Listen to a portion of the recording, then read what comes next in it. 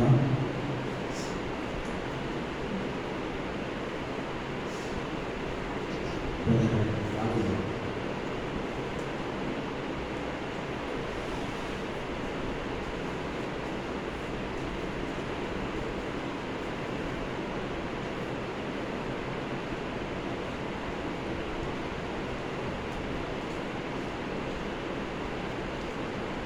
మహాపరిశుద్ధుడైన పరలోకపు తండ్రి, మీ నామానికి అనేకమైన వందనాలు, స్తుతులు, స్తోత్రాలు ప్రభువా. ఈ దినం తండ్రి నాయన బుధవారం సంఘ ప్రార్థన దినం తండ్రి ప్రభువా. ఇంతవరకు తండ్రి మీ బిడ్డలైన మమ్మల్ని మీ కృప మీ కనికరం ద్వారా తండ్రి కాల్చి కాపాడి మీ ఆలయానికి మమ్మల్ని నడిపించినందుకు అనేకమైన వందనాలు, స్తుతులు, స్తోత్రాలు ప్రభువా. అవును తండ్రి, ఈ సమయము, ఈ దినము, ఈ నిమిషం ఎంతో మందికి ఈ లోకంలో లేదు ప్రభా. మాకైతే నాయన మళ్ళీ ఇంకొక దినాన్ని పొడిగించి ఈ విధంగా తండ్రి ప్రభా మత్తయి సువార్త 7వ అధ్యాయం 7వ వచనం ప్రకారంగా నన్ను అడుగుడి మీకు ఇవ్వబడను అని చెప్తున్నారు తండ్రి ప్రభా. ఆ వాక్యం ప్రకారంగా మీ పాత సంఘంలో మొదలుపెట్టుకోవడానికి మీరు ఇచ్చిన సమయాన్ని బట్టి వందనాలు ప్రభా. అంత మాత్రమే కాకుండా నాయన 8వ గ్రంథం 33వ అధ్యాయం 3వ వచనం ప్రకారంగా నాకు మొరపెట్టము, మీకు గూఢమైన సంగతులను ఆలోచనలను నేను తెలియజేస్తానని చెప్పిన దేవుడు తండ్రి ప్రభా. ఆ వాక్యం ప్రకారంగా తండ్రి మొరపెట్టడానికి మీరు సాయం చేశారు తండ్రి ప్రభా. అంత మాత్రమే కాకుండా నాయన కీర్తనలు 34వ అధ్యాయం 7వ వచనం ప్రకారంగా నీతిమంతులు మొరపెట్టగా నేను వారికి ఉత్తరం ఇచ్చేదని చెప్తున్నాను తండ్రి ప్రభా. ఈ 3 అంశాలు మీ భాషలో పెట్టుకుంటూ ప్రభా మా పితృ సంఘ విశ్వాసాలందరం కూడా తండ్రి ఆయన మీ దాసుడు మాట్లాడబోయే వాక్యం ప్రకారంగా తండ్రి మొరపెట్టడానికి మీరు సహాయం చేశారు తండ్రి వందనాలు. మనకి మీరే జవాబు చేసేయమని ప్రార్థిస్తున్నాను తండ్రి ప్రభా. ఇప్పుడు నాయన పాడబోయే పాట ద్వారా మీరే మైపొందండి నాయన. ఇంతవరకు వచ్చిన బిడ్డలను బట్టి అనేకమైన వందనాలు. మా ప్రియులు పితృ సంఘ విశ్వాసాలు ఇంకా చాలా మంది రానన్నారు ప్రభా. వారు వస్తుండగా వారు మార్గం సరళం చేసి కరెక్ట్ టయానికి మీ ఆలయాన్ని నడిపించమని ప్రార్థిస్తున్నాను తండ్రి. మాట్లాడబోయే కోసం ద్వారా మీ పరిశుద్ధాత్మ ద్వారా మీరే మాట్లాడండి ప్రభా. ఆ వాక్యం ప్రకారంగా మేమందరం కూడా తండ్రి ప్రార్థించడానికి సహాయం చేయండి.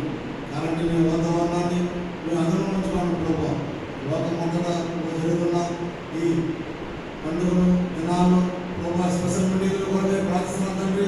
ఎటువంటి ఇబ్బందులు లేకుండా ప్రతి లోకంలో సంఘాలన్నీ కూడా మమ్మల్ని మైపరచడానికి సహాయం చేయండి. ఆయన ఎటువంటి సైతాన్ని అంతగాన శక్తులను దూరపరచండి ప్రభా. ఈ విధంగా కరెంటు వాతావరణం ఎదుర్కొంచుకోండి. చిన్నపిల్లలు తండ్రి ప్రభా క్రమం చెప్పిన మీ ఆలయంలో ఉండడానికి సహాయం చేయండి ప్రభా. ఈ విధంగా స్టార్ట్ నుంచి ఆఖరి వరకు మీరు మాత్రమే మా మంత్రుని మైపొందమని ఈ ప్రోగ్రాం అంతట్లో కూడా మీ పరిశుద్ధాత్మ మాతో ఉండమని యేసుక్రీస్తు అతి పరిశుద్ధమైన నామములో ప్రార్థించి బతిమాలి వేడుకుంటున్నాను తండ్రి. ఆమేన్.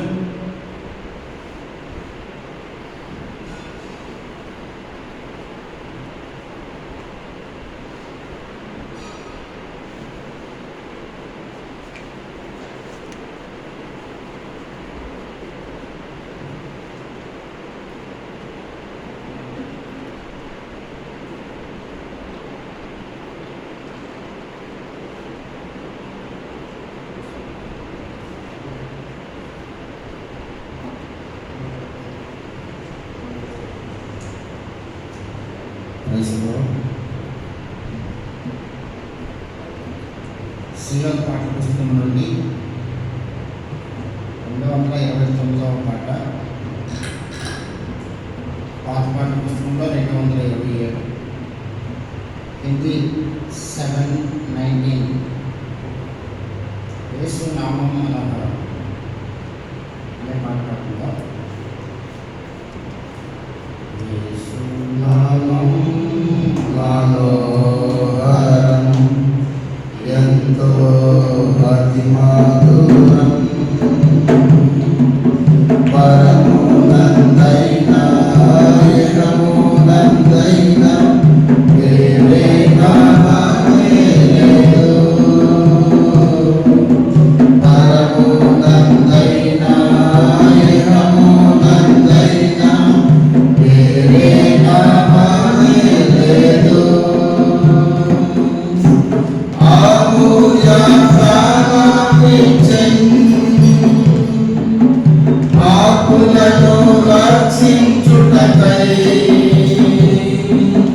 దాసుని రూపముంది ఇహమున దిగి వచ్చెను అమూల్య ప్రాణమిచ్చెను పాపులను రక్షించుటకై దాసుని రూపముంది ఇహమున దిగి వచ్చెను కీర్తింతుని నామం గణపరతుని నామం కీర్తింతుని నామం గణపరతుని నామం ఓ మా ప్రభువా మమ్ము నీవులతో మమ్మున ఆశీర్వదించా ఓ మా ప్రభువా మమ్ము నీవులతో మమ్మున ఆశీర్వదించా యేసు నామం మనోహరం ఎంతో అతి మధురం పరమోనందైనా ఇహమోనందైనా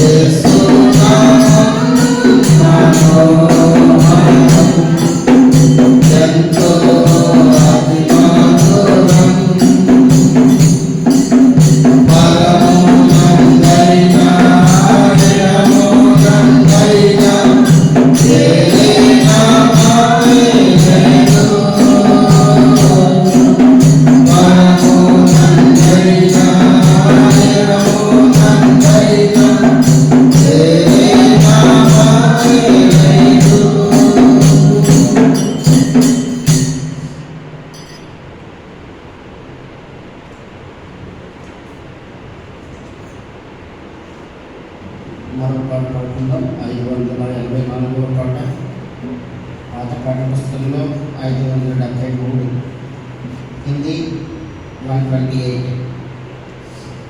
ఓ కరుణ నుంచి మహాప్రభు యేసయ్య పాడుకుందాం.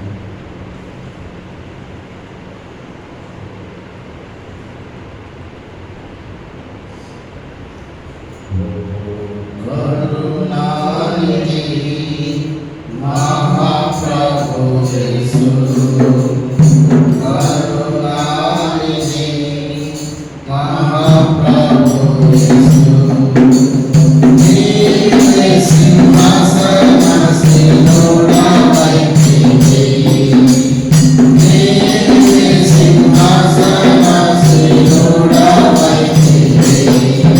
ఓ కరుణానిధి మహాప్రభు యేసు, ఓ కరుణానిధి మహాప్రభు యేసు,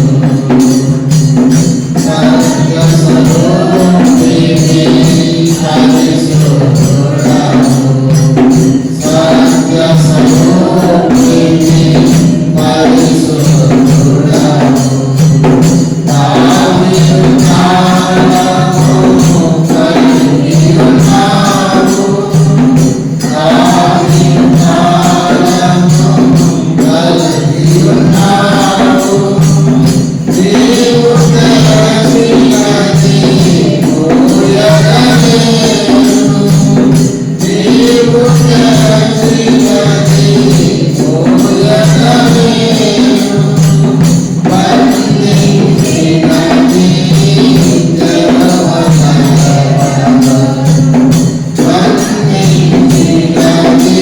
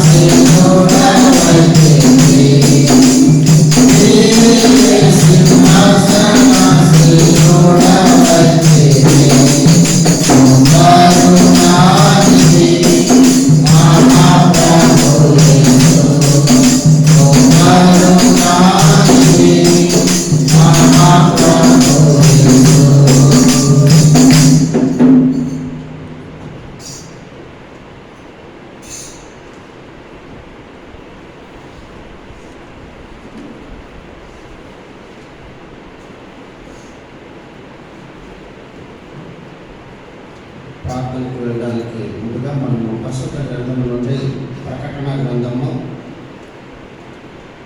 21వ అధ్యాయము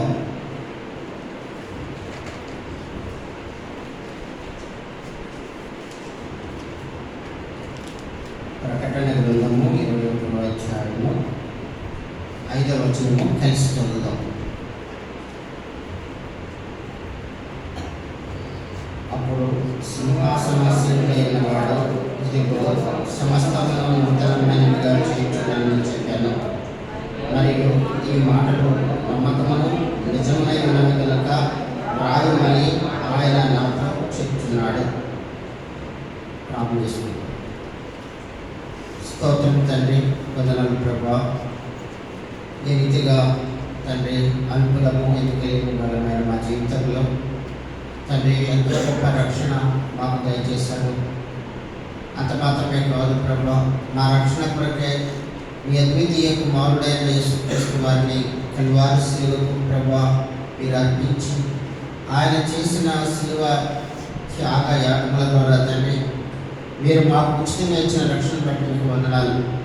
అంత మాత్రమే కాదు తండ్రి, గత 2024 సంవత్సరాలు గతించిపోయి 2025వ సంవత్సరంలో తండ్రి మేము సజీవులుగా ఉండడానికి మీరు మా పట్ల చూపిన కృపను బట్టి కూడా మీకు వందనాలు చెల్లిస్తున్నాను. ఈ సమయంలో తండ్రి మీ బిడ్డలుగా మేము చేరి ప్రభా మీ సన్నిధిలో ప్రార్థన చేయడానికి చేరుకుని ఉండగా తండ్రి మీరు తీసుకుని వచ్చిన పరిశుద్ధ బిడ్డలను బట్టి మీకు వందనాలు. బిడ్డలతో మీరు మాట్లాడండి తండ్రి, నాతో మాట్లాడండి ప్రభా.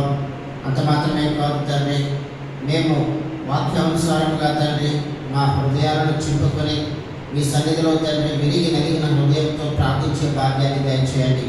అవును ప్రభా, దేని కొరకు మేము ఈ రోజున సన్నిధిని చేరుకున్నాము సమస్తము మీకు తెలిసిన దేవుడు.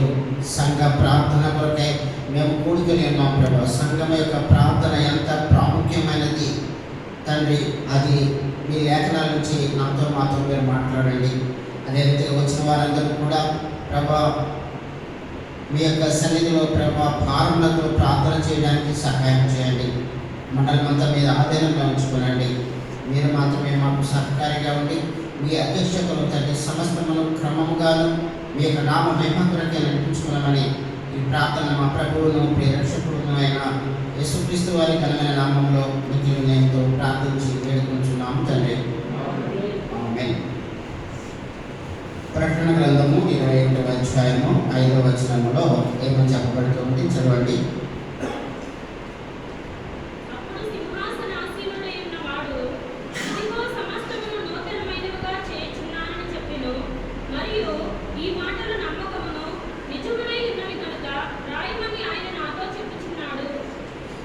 ఎవరితో చెప్తున్నారు ఈ మాటలు అంటే, ప్రకటన గ్రంథంలో పరిశుద్ధాత్మ దేవుడు యొక్క గ్రంథం ద్వారా మనం బయటకు తీసుకొచ్చిన లేఖనాన్ని చూసినట్లయితే యోహానుకి దేవుడు ప్రభువారి యొక్క దర్శనాన్ని ఇచ్చారు.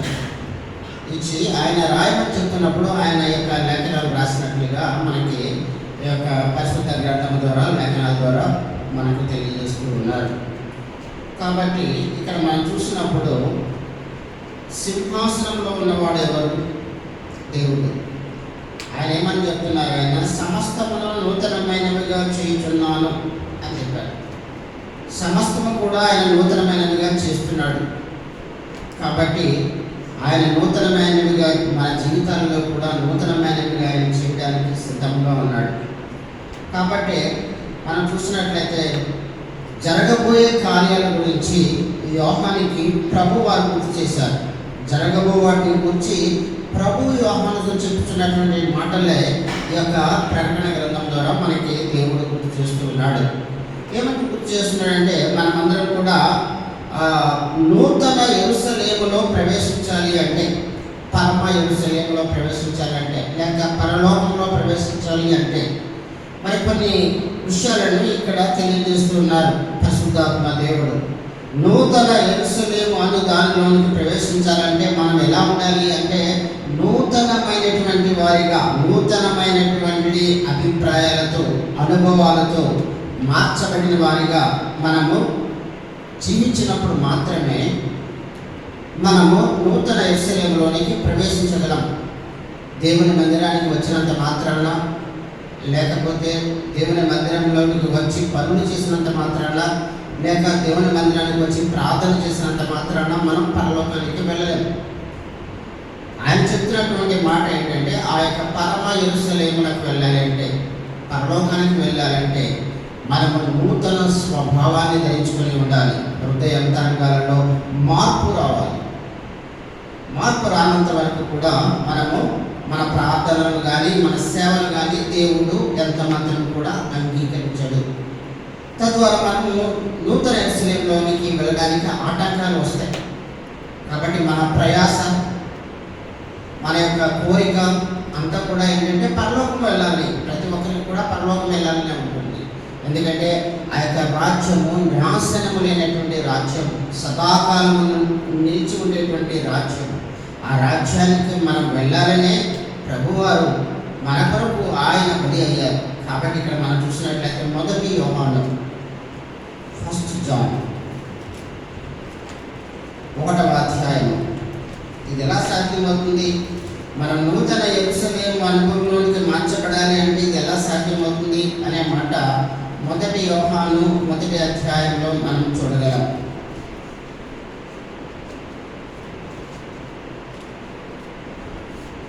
8-9 వచనాలు చదవండి. మనము పాపము లేని వారమని చెప్పుకొనిన యెడల మనలను మనమే మోసపుచ్చుకుందుము, మరియు మనలో సత్యం ఉండదు. మన పాపములను మనము ఒప్పుకొనిన యెడల ఆయన నమ్మదగిన వాడును నీతిమంతుడును కనుక ఆయన మన పాపములను క్షమించి సమస్త దుర్నీతి నుండి మనలను పవిత్రులుగా చేయును. కాబట్టి మనం పవిత్రులుగా మారబడాలి. ముందుగా పవిత్రులుగా మారబడినప్పుడు మాత్రమే పరమ యెరూషలేములోనికి మనకి స్వాస్థ్యము దొరుకుతుంది, లేక మనము దాంట్లో హక్కును అనుభవించగలం. కాబట్టి ఈ లోకంలో ప్రతి మానవుడు కూడా కొద్ది కాలము పుట్టి పెరిగి పెద్దవాడయ్యి వృద్ధుడయ్యి మరణిస్తున్నాడు. అయితే మన నిరీక్షణ అయితే ఆ విధంగా మాత్రమే లేదు. మనం ఎప్పటికైనా మనము మరణించిన తర్వాత ప్రభు దగ్గరికి వెళ్తాము, ఆయన రాజ్యంలో ఉంటాము అనేటువంటి నిరీక్షణ మనకు ఉంది. అయితే నిరీక్షణ మన పట్ల నెరవేర్చబడాలి అంటే మనము నూతన స్వభావాన్ని కలిగిన వారిగా ఉండాలి. అదే విషయాన్ని ఇక్కడ మరి 1 యోహాను 1వ అధ్యాయంలో మనం చూసినట్లయితే, మనము పాపము లేని వారమని చెప్పుకొనిన యెడల మనలను మనమే మోసపుచ్చుకుందాము, మరియు మనలో సత్యం ఉండదు. మన పాపములను మనం ఒప్పుకొనిన యెడల ఆయన నమ్మదగిన వాడును నీతిమంతుడును కనుక ఆయన మన పాపములను క్షమించి సమస్త దుర్నీతి నుండి మనల్ని పవిత్రులుగా చేయడం. కాబట్టి ముందు మనము పవిత్రులుగా ఉండాలి. పవిత్రులుగా ఉన్నప్పుడే మనము పరలోక రాజ్యానికి వెళ్ళగలం. కాబట్టి మనము ఒకవేళ కప్పుకున్నట్లయితే లేక దాచుకున్నట్లయితే మనము పరలోక రాజ్యానికి వెళ్ళాము. చాలా స్పష్టంగా తెలియజేయబడుతుంది.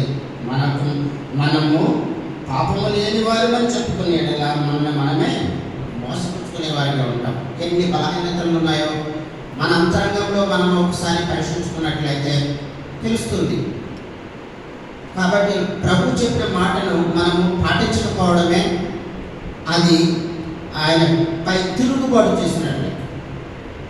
కాబట్టి మనం అనేక విషయాలు మనం సరిపెట్టుకుంటూ వెళ్ళిపోతున్నాం.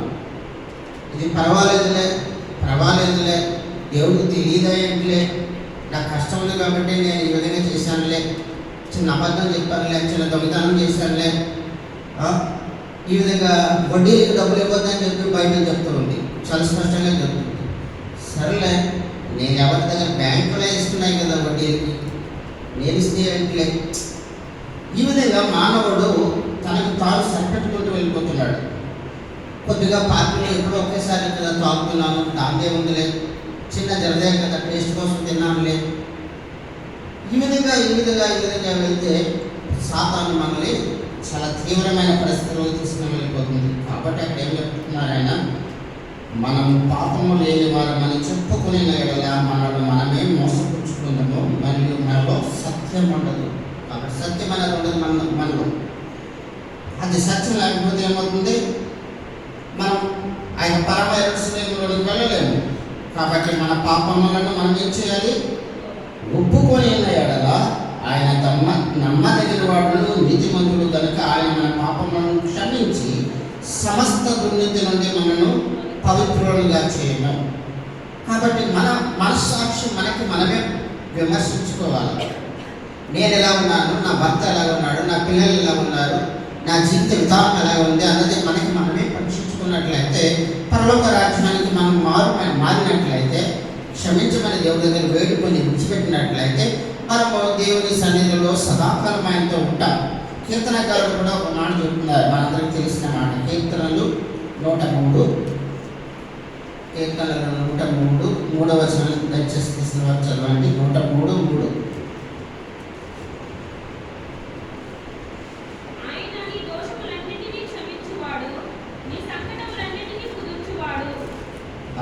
ఆయన ఎటువంటి వాడు? ఆయన మన దోషాలని కూడా క్షమించేవాడు. క్షమించడానికి ఎవరు అంటున్నారు? ఆయన క్షమిస్తాడు, తప్పనిసరిగా క్షమిస్తాడు. కాబట్టి మనం ఆయన దగ్గర ఏం చేయాలి? అప్పచెప్పుకోవాలి, ప్రార్థించాలి. ప్రభావం మీరు సహాయం చేయండి. కొన్ని బలహీనతల్లో కొంతమంది ఎడిక్ట్ అయిపోతారు, అంటే బానిస అయిపోతారు. దానికి బానిస, వ్యభిచారానికి బానిస, త్రాగుడికి బానిస, అదేవిధంగా చూద్దాం లేదా పేకాడడానికి ఒక ఎడిక్ట్, బానిస. అవన్నీ కూడా ఆ కుటుంబాలను నాశనానికి తీసుకువెళ్ళడమే కాదు, అటువంటి జీవితం జీవించేవారు పరలోకానికి కూడా వెళ్ళలేరు. కాబట్టి దేవుడు దయామయుడు. ఆయన చెప్తున్నారు, ఆయన 3వ వచనంలో, 103వ కీర్తన 3వ వచనంలో, ఆయన నీ దోషములన్నింటినీ కూడా క్షమించేవాడు, నీ సంకటములన్నింటినీ కుదుర్చువాడు, సమాధిలో నుండి నీ ప్రాణమును విమోచిస్తున్నాడు, కరుణా కటాక్షంలో నీకు కిరీటముగా ఉంచుతున్నాడు.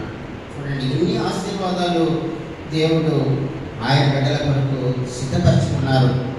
అదే రీతిగా మనం చూసినట్లయితే, ఒకవేళ మనం నూతనముగా మారకపోతే మనకు పరలోక రాజ్యం అనేది, దేవుని రాజ్యం అన్నది లేదు, కానీ మరొక రాజ్యం ఉంది. ఏమిటా రాజ్యం ఉంది?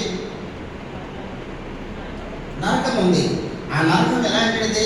సరదాగా మనం హనీమూన్కి వెళ్ళేలాగా ఉంటుంది. అది నరకం అన్నది ఎలా ఉంటుందంటే, అది అగ్నితో, వేదనతో, అదేవిధంగా చావుతో, మరి నరక యాతనతో ఉంటుంది. దాని పేరే నరకము.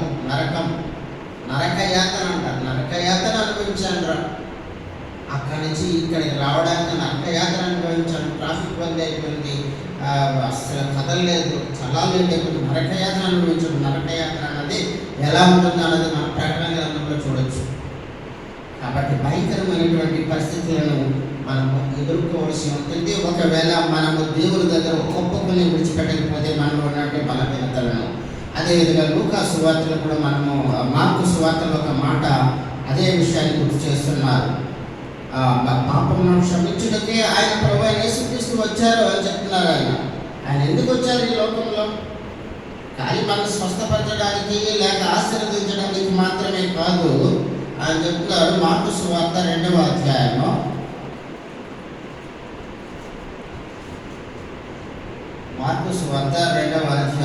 10వ వచనం తీసుకున్న చదవండి. 2:10. అయితే పాపములు క్షమించుటకు భూమి మీద మనిషి కుమారునికి అధికారము కలదని మీరు తెలుసుకొనవలెనని వారితో చెప్పి, పక్షవాయువు గలవారిని చూచి నీవు లేచి నీ పరిపెట్టుకుని ఇంటికి పోమని నీతో చెప్పుచున్నాను నేను.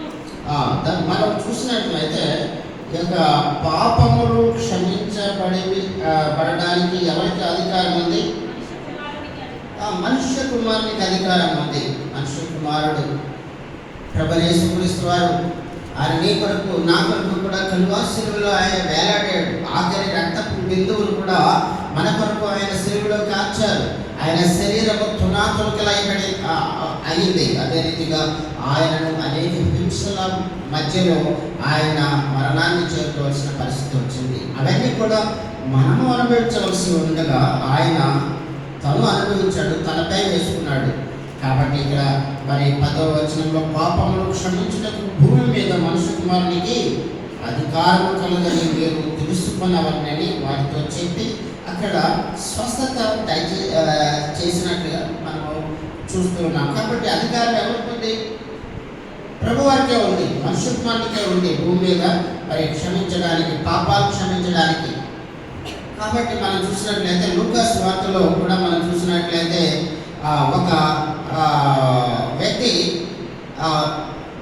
చిన్న ప్రార్థన చేశాడు. ఒక చిన్న ప్రార్థన. ఆ ప్రార్థన అతన్ని ఎక్కడికి తీసుకెళ్ళింది? పరదైసులోకి తీసుకెళ్ళింది అని చెప్పబడుతుంది. లూకా సువార్త 23వ అధ్యాయము. లూకా సువార్త 23వ అధ్యాయము 42-43 చదవండి.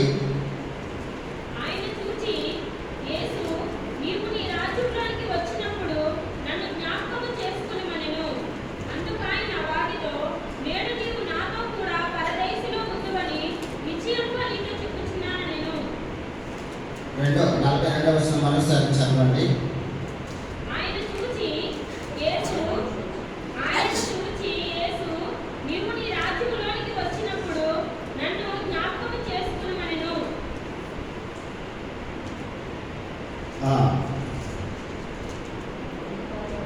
అందుకైన వానితో నేడు నీవు నాతో కూడా పరదేశంలో ఉందువని నిశ్చయముగా నీతో చెప్పుచున్నాను నేను. కాబట్టి అతను చిన్న కోరిక కోరాడు, నన్ను జ్ఞాపకం చేసుకో. ఆ చిన్న ప్రార్థన ఆయన్ని ఎంత గొప్పగా మరి ఆశీర్వదించిందో మనం చూస్తున్నాం ఇక్కడ. నీ రాజ్యంలోనికి వచ్చినప్పుడు నన్ను జ్ఞాపకం చేసుకో ప్రభా. అందుకే ఆయన వారితో నేడు నీవు నాతో కూడా పరదేశంలో ఉందామని నిత్యముగా నీతో చెప్పుచున్నాను. అక్కడ చూసారా, అతని చిన్న వేడుకోలు లేక చిన్న ప్రార్థన అతన్ని పరలోకానికి ప్రభుతో పాటు తీసుకుని వెళ్ళిపోయింది. కాబట్టి చిన్న ప్రార్థన, నన్ను జ్ఞాపకం చేసుకో ప్రభు. మనం కూడా ఆ విధంగా ప్రార్థన చేసినట్లయితే అతనికి దొరికినటువంటి ఆ యొక్క రక్షణ మనకు కూడా దొరుకుతుంది. కీర్తన 32లో కూడా మనం చూసినట్లయితే 5వ వచనంలో మనము కీర్తనకారుడు ఏమంటున్నాడు చూడండి. 32వ కీర్తన 5వ వచనం. నా దోషమును కప్పుకొనక నీ ఎదుట నా పాపమును ఒప్పుకుంటిని. యెహోవా సన్నిధిని నా అతిక్రమములు ఒప్పుకుందుననుకుంటిని. నీవు నా పాప దోషమును పరిహరించి ఉన్నావు. కాబట్టి ఇక్కడ దావీదు అంటున్నాడు, నా పాపాన్ని నేను కప్పుకోకుండా నేను ఒప్పుకుంటున్నాను ప్రభు. అందుకని అతను ఆశీర్వదించబడ్డాడు. దావీదు అందుకే ఆశీర్వదించబడ్డాడు. అతనిలో కూడా మనకన్నా ఎక్కువ తప్పులు ఉన్నాయి, చేసిన తప్పులు ఎన్నో ఉన్నాయి.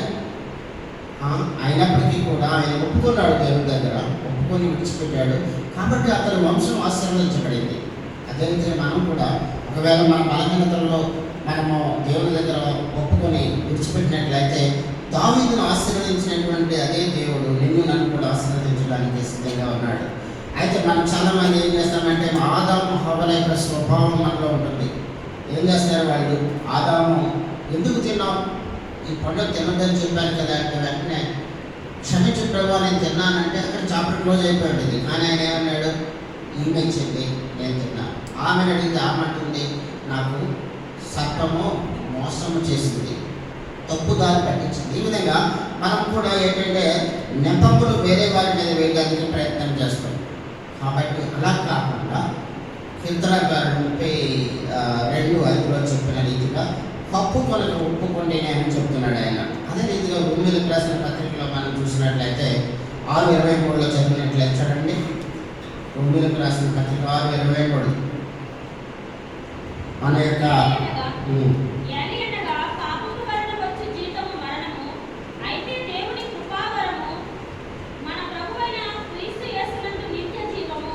కాబట్టి ఆయన కృప వరమే మనకి నిత్య జీవము. ఆయన కృప కొరకు మనము ఏం చేయాలి? ప్రార్థన చేయాలి, వేడుకోవాలి. అంతకుముందు బలహీనతలు ఉంటే వాటిని విడిచిపెట్టాలి. కాబట్టి బైబిల్లో చూసినట్లయితే ఒక పేరు లేనటువంటి ఒక వ్యక్తిరాల గురించి బైబిల్ చెప్తూ ఉంది. ఆమె పేరు రాయలేదు, కానీ బైబిల్లో పేరు ఉంది. ఆమె గురించి, ఆమె గుణగణాల గురించి చెప్పబడింది బైబిల్. మనందరికీ కూడా తెలిసినటువంటి వ్యక్తి ఒక స్త్రీ. ఆ స్త్రీ గురించి బైబిల్లో రాయబడింది. ఆమెకు ఒక పేరు పెట్టబడింది. ఏమని పెట్టబడింది? పాపాత్మురాలైనటువంటి స్త్రీ. ఆమె పేరే పాపాత్మురాలైనటువంటి స్త్రీ అని చెప్పబడింది. లూకా సువార్త 7వ అధ్యాయం. లూకా సువార్త 7వ అధ్యాయము 7వ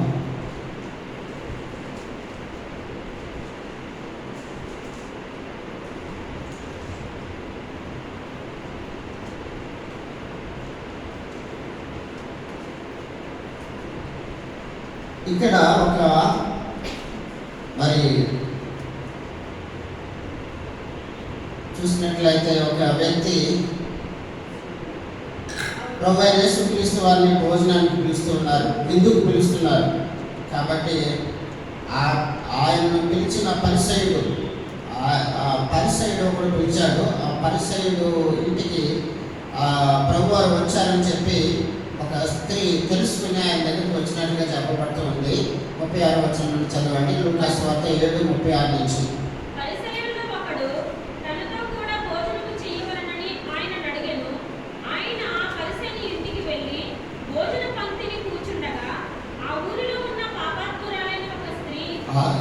ఏమని చెప్పబడింది? ఆ ఊరిలో ఉన్నటువంటి పాపాత్మురాలైన ఒక స్త్రీ, ఆమె పేరు రాయబడింది.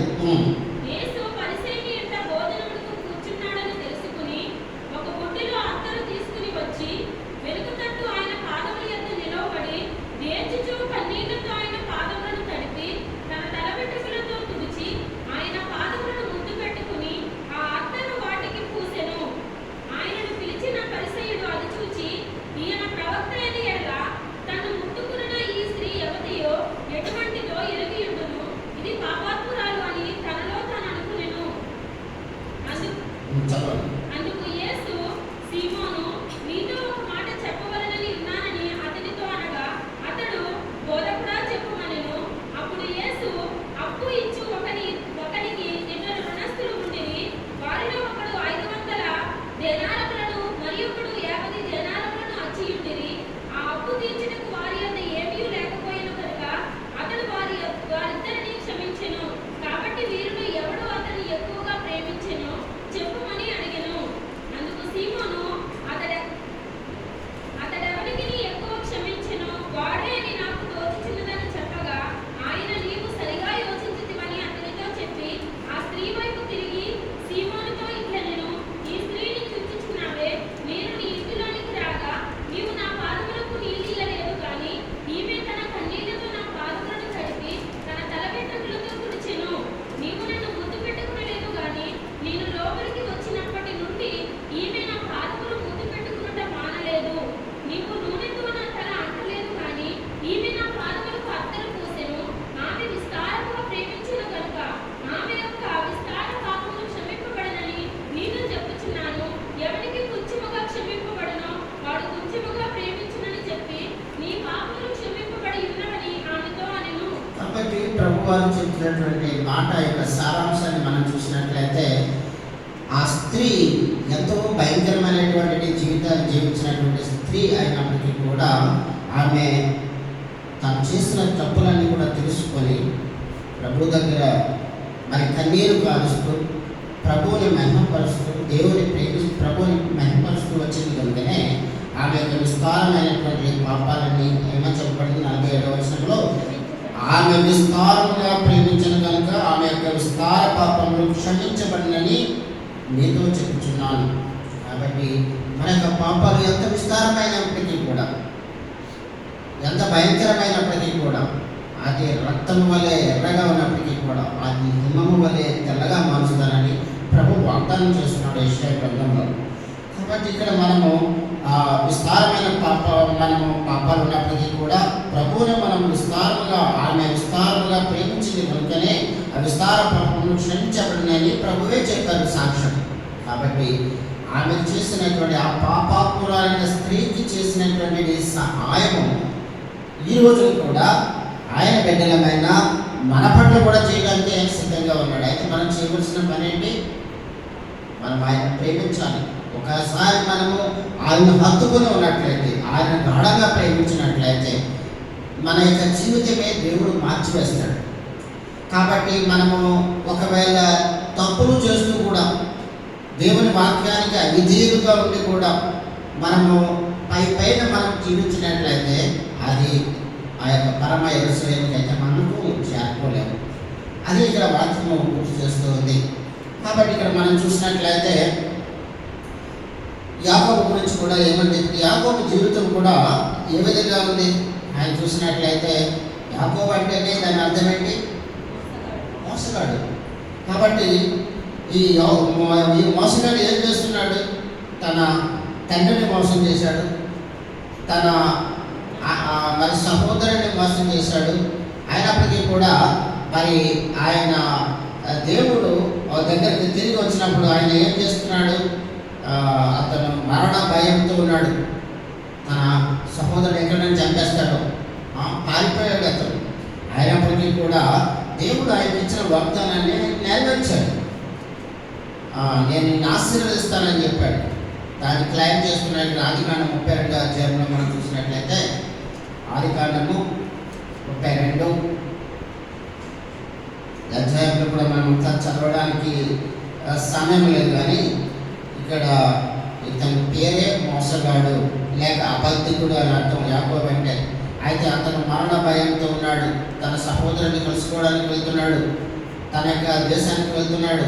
అయితే అక్కడ మరి దేవునితో పోరాడి ప్రార్థించి ఆయన జయం పొందగలిగాడు, దేవుని కనికరాన్ని పొందగలిగాడని బైబిల్ చెప్తూ ఉంది. ఏమని చెప్తుంది? ఆదికాండము 32వ అధ్యాయము చదవండి, 26వ వచనం నుంచి చదవండి.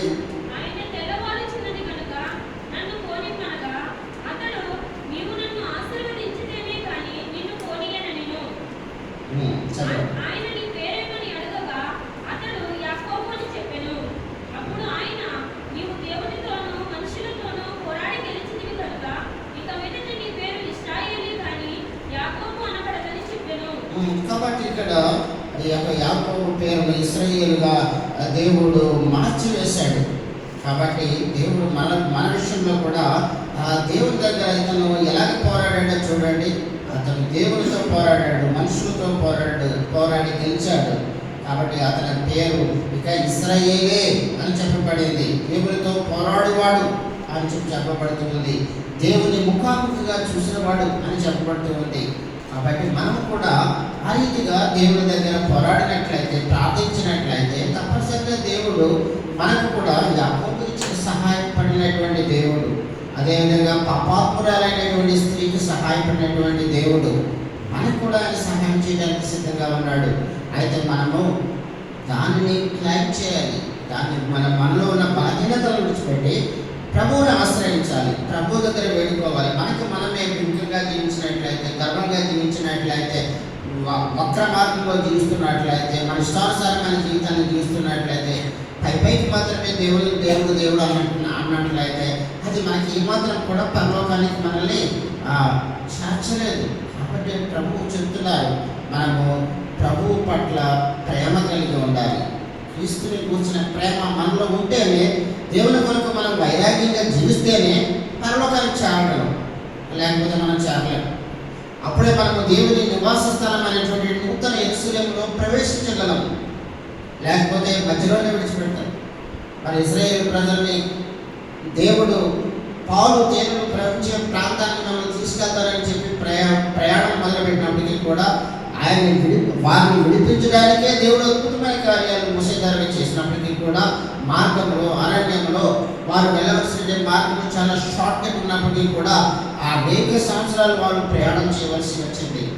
దేవుడు అయినప్పటికీ కూడా అరణ్యంలో కూడా వారికి ఆహారాన్ని ఇచ్చాడు, మన్నాన్ని ఇచ్చాడు, దాహాన్ని నీరించాడు. వారు వేసుకున్న చెప్పులు అరిగిపోలేదు, వారు వేసుకున్న వస్త్రాలు మాసిపోలేదు. అయినా సరే వారు సరుకుంటూ ఉన్నారు, విసుక్కుంటూ ఉన్నారు.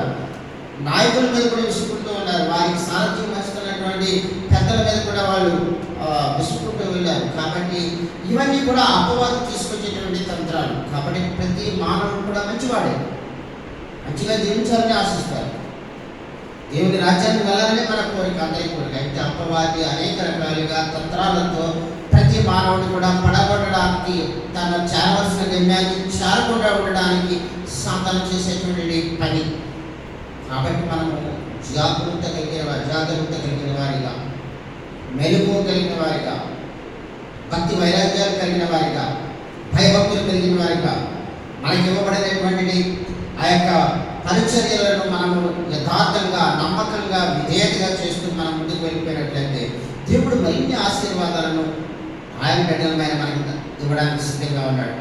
కాబట్టి ఈ యొక్క అపాత్మురాలైనటువంటి స్త్రీ అక్కడ చెప్పబడింది. ఏమని చెప్పబడింది? ఆమె పాపము విస్తారమైన పాపాలు, ఆమెను చాలా ఎక్కువగా ప్రేమించింది.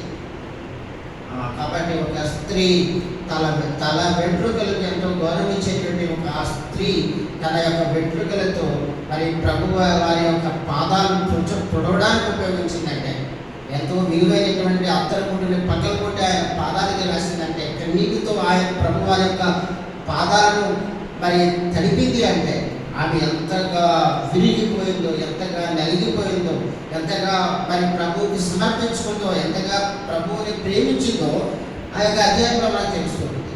అటువంటి హృదయాన్ని దేవుడు అంగీకరిస్తున్నాడు.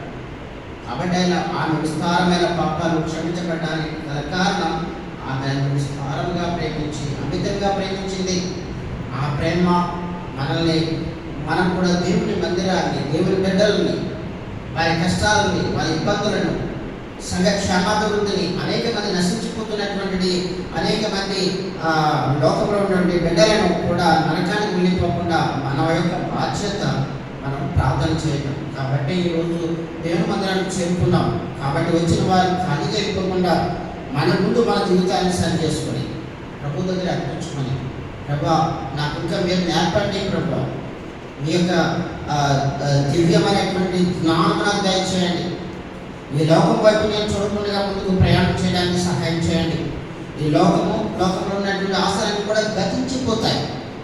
మనం చూస్తున్నాం అమెరికా లాస్ యాంజల్ అంటే ఏంటి? యాంజల్ అంటే ఏంటిది? దూతలు ఉండేటువంటి ప్రాంతం అని పేరు పెట్టారు. లాస్ యాంజల్ ఆ పేరు అక్కడ అధికమైనటువంటి ధనవంతులు, సెలబ్రిటీస్ ఉండేటువంటి ప్రాంతం. చిన్న నిప్పురవ్వ 12 లక్షల కోట్ల రూపాయల ఆస్తి ఇంతవరకు నష్టమైందని చెప్పబడింది. 12 లక్షల కోట్ల ఆస్తి ఇంతవరకు కూడా లెక్కలు తెలుస్తున్నాయి నష్టమైందని. ఇంకా ఎన్ని లక్షల కోట్లు మరి నష్టం ఉందో మనకు తెలియదు. ఎంతమంది అఫీషియల్గా చనిపోయారో మనకు తెలియదు. చిన్న నిప్పురవ్వ. అదేవిధంగా ఒక సముద్ర తరంగాలు ఉవ్వెత్తున లేచిన వెంటనే సునామీ పేరుతో అనేక వేల మంది, అనేక లక్షల మంది, అండమాన్లో కూడా మనం అనేక ప్రాంతాల్లో, ఇంటర్ ఐలాండ్స్లో మనం చూసాం. అనేక ప్రాంతాలలో భూకంపాలు వచ్చాయి, అనేక ప్రాంతాల్లో వరదలు వచ్చాయి. ఇవన్నీ కూడా దేవుని రాకడకు ముందుగా జరగబోయే చిహ్నాలు అని చెప్పి బైబిల్ చెప్తూ ఉంది. కాబట్టి మనము మెలకు కలిగిన వారిగా, దేవుని పనిలో మనం అక్కర కలిగిన వారిగా, దేవుని ప్రేమించేవారిగా, మనలో ఉన్న బలహీనతలు ప్రభు దగ్గర సమర్పించుకుని విడిచిపెట్టి ఆయన రాజ్యాన్ని మనం వెతికి రాబోయే కాలంలో మనము ఆయన మనకి ఇచ్చిన వాగ్దాన దేశాన్ని మనం స్వతంత్రించుకోవడానికి, పరమ యెరూషలేమును మనము స్వతంత్రించుకోవడానికి, స్వాస్థ్యముగా అనుభవించడానికి మనమందరం కూడా ఏక మనసుతో ప్రభు దగ్గర ప్రార్థన విన్నపాలు చేద్దాం. ప్రభు వర్తమానాన్ని ఆశీర్వదించాక వాక్యాన్ని బట్టి మనం ప్రార్థనలోకి వెళ్దాం. కాబట్టి ప్రభు సహాయం కోరుకుంటూ ప్రార్థించండి. తర్వాత కూడా చెప్పబడే అంశాల గురించి కూడా ప్రార్థన చేయండి.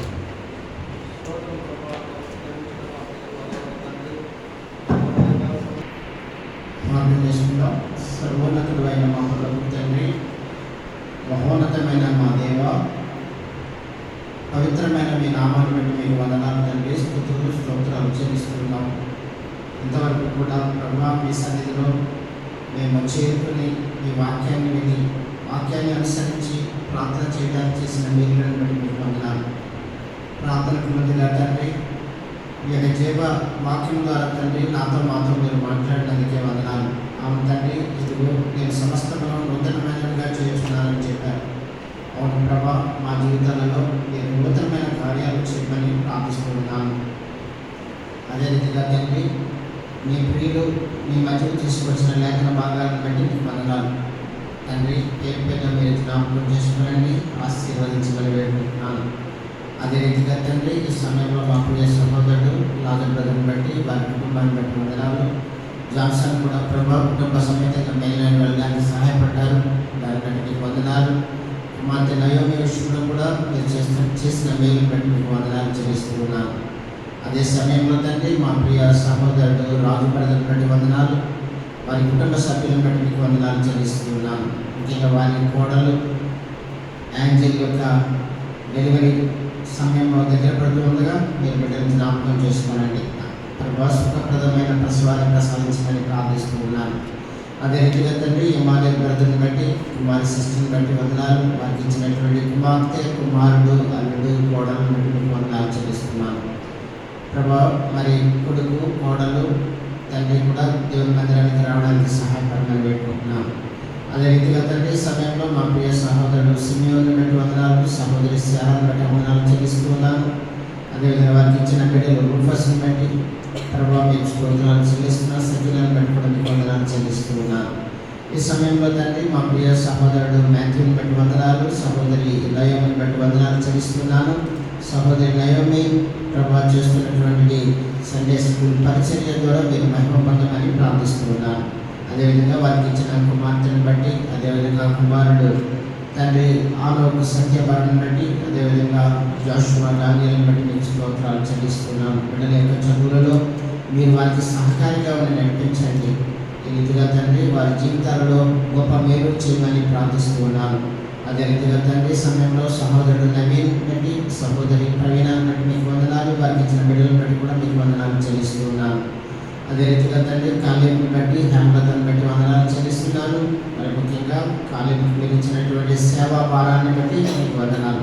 బిడ్డని జ్ఞాపకం చేసుకోనండి. వారి కుటుంబంలో తండ్రి సంతాన ప్రాప్తిని దయచేయమని ప్రార్థిస్తున్నాను. ఈ సమయంలో తండ్రి మా ప్రియ సహోదరుడు విక్టర్ బ్రదర్ తండ్రి డిశ్చార్జ్ అయ్యి హాస్పిటల్ నుండి ఇంటికి వచ్చి విశ్రాంతిలో ఉండగా మీరు ఆయనకు పూర్తి స్వస్థత దయచేయమని పెట్టుకుంటున్నాను. అదేవిధంగా వారి తల్లి గారు వీరమ్మ గారి గురించి ప్రార్థిస్తున్నాము. అదేవిధంగా తండ్రి మరి సమయంలో మా ప్రియ సహోదరి సుసన్న కొరకు ప్రార్థిస్తున్నాము. జానయ్య గారి కొరకు ప్రార్థిస్తున్నాము. తండ్రి ఇంకా సంఘంలో ఎవరైతే తండ్రి అనారోగ్యాలతో బాధపడుతున్నారో వారి పేరు పైన జ్ఞాపకం చేసుకొని స్వస్థత దయచేయమని ప్రార్థిస్తున్నారు. అదే రీతిగా తండ్రి వేదికలో ప్రతి అవసరాన్ని మీరు సంధించండి. మరి ముఖ్యంగా తండ్రి మా ప్రియులు తండ్రి రామకృష్ణ కుమార్తెలు తండ్రి ప్రభా వారి జీవితంలో మీరు చేసిన మేలుని బట్టి వందనాలు. పూర్తిని బట్టి మమ్మల్ని బట్టి మీకు వందనాలు. తండ్రి వారి చదువులు పూర్తి చేసుకుని ఉద్యోగాలలో స్థిరపడడానికి తిరిగి ప్రభావం రావడానికి సహాయపడ్డారు. వారిని బట్టి మీకు వందనాలు. తండ్రి వారిని మీరు రక్షించుకోమని ప్రార్థిస్తున్నాను. రామకృష్ణకి, దుర్గకి, తింకికి, మమ్మకి కూడా తండ్రి నిజ దేవుడైన యేసుక్రీస్తు వారిని తెలుసుకొని రక్షణ పొందడానికి సహాయం చేయండి. ఈ ఒక్కరు కూడా నశించి నరకానికి వెళ్ళడం మీకు ఇష్టం లేదు కనుక సర్వలోకంలో ఉన్న మానవుల కొరకు మీరు ప్రాణ త్యాగం చేశారు. ఈ త్యాగపూరితమైనటువంటి కార్యం ద్వారా నమ్మకం, విశ్వాసం ద్వారా మాకు రక్షణ దొరుకుతుందని మేము నమ్ముతున్నాము. ఆ విశ్వాసాన్ని వారికి కూడా దయచేయండి. మీ చిత్తమైతే మీ అనుకూల సమయంలో వారిని రక్షించుకోవాలని ప్రార్థిస్తూ ఉన్నారు. అదే రీతిగా తండ్రి మరి సమయంలో తండ్రి అవసరం ప్రేమ కొరకు కూడా ప్రార్థిస్తున్నాం. ఆ రోజుల్లో జరిగే పరిచయం కూడా మీరు జ్ఞాపకం చేసుకోండి. వేదిక అవసరాలు సంధించండి.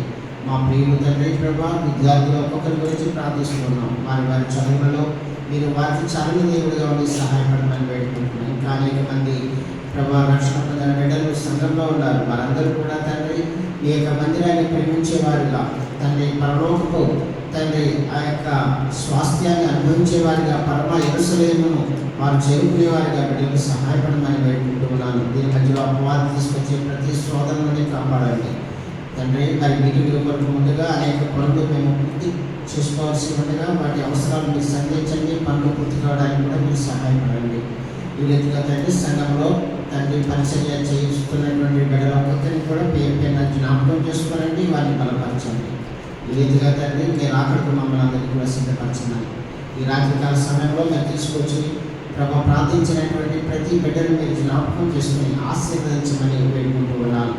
అదే రీతిగా తండ్రి మరి వారి కష్టాలలో వారి అవసరాలలో మీరు వారికి చాలా దేవుడిగా ఉండండి. అంత మాత్రమే కాదు, బిడ్డలు తిరిగి వారి గృహాలకు వెళ్తున్నప్పుడు తండ్రి మీ ప్రసన్నత వారికి తోడుగా ఉంచి క్షేమంగా వారి గృహాలకు చేర్చమని కూడా ప్రార్థిస్తూ మీ చిత్తాన్ని పెట్టి మరొకసారి మేము ఈ రీతిగా మీ సన్నిధిలో చేరుకొని మిమ్మల్ని మహింపరిచేంత వరకు మమ్మల్ని అందరినీ కూడా ఈ యొక్క కృపగల హస్తాలలో భద్రపరిచి మీరు మహిమ పొందమని ఈ ప్రార్థన మా మిక్కిలి వినయంతో ప్రార్థించి వేడుకుంటున్నాము తండ్రి. ఆమేన్. నా ప్రాణమా యెహోవా నామమును సన్నిధించుము, నా తనలో ఉన్న సమస్తమా ఆయన పరిశుద్ధ నామమును సన్నిధించుము. నా ప్రాణమా యెహోవా నామమును సన్నిధించుము, ఆయన చేసే సర్వ కార్యములలో దేనిని మరవకుము. ఆమేన్. ప్రభువైన యేసుక్రీస్తు వారి యొక్క కృప, దేవుని యొక్క ప్రేమ, పరిశుద్ధాత్మ సహవాసము చేరువచ్చిన మనం పొంది అంత మాత్రమే కాదు, సర్వలోకంలో ఉన్న పరిశుద్ధులందరితోటి, మరి కష్టాల మధ్యలో ఉన్నటువంటి లాస్ ఏంజల్స్లో ఉన్న ప్రజలతోటి దేవుడు నిరంతరము తోడుగా ఉండను కాక.